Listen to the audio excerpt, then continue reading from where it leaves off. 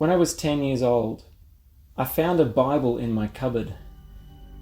And for the first time in my life, I really wanted to read it. I was a gifted reader for my age, but as I read it, I knew I wasn't really reading it. I couldn't understand its meaning. It didn't look like any book I'd ever read before. 4 columns of tiny text, thousands of pages, no colour. Words and grammar I didn't understand. But I knew it was God's book.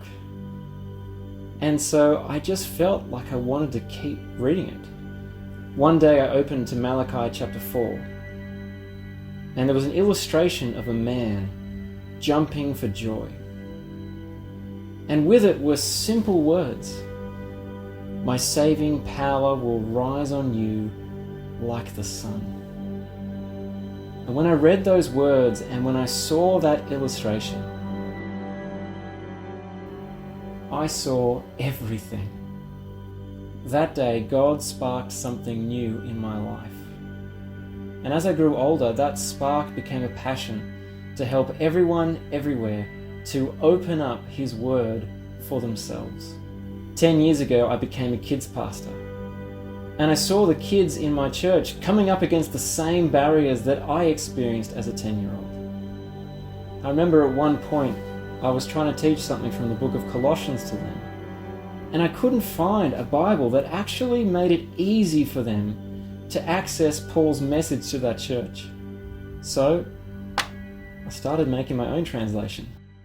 The Epistles for Kids project seeks to translate all the letters of the New Testament into the language that children use in the schoolyard with their friends every day.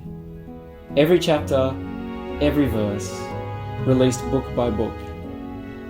We want it to look like every children's book they have, full of colour and adventure. These letters have been changing the world for thousands of years. I want them to change my kids and the lives of kids all around the world. We tell our children that the Bible is the most important book they'll ever read, and yet we expect them to do all the hard work to read it. Or we'll give them paraphrased versions of some sections of the Bible. I want children all over the world to be able to take these books in their hands, open them up, and they too can see everything.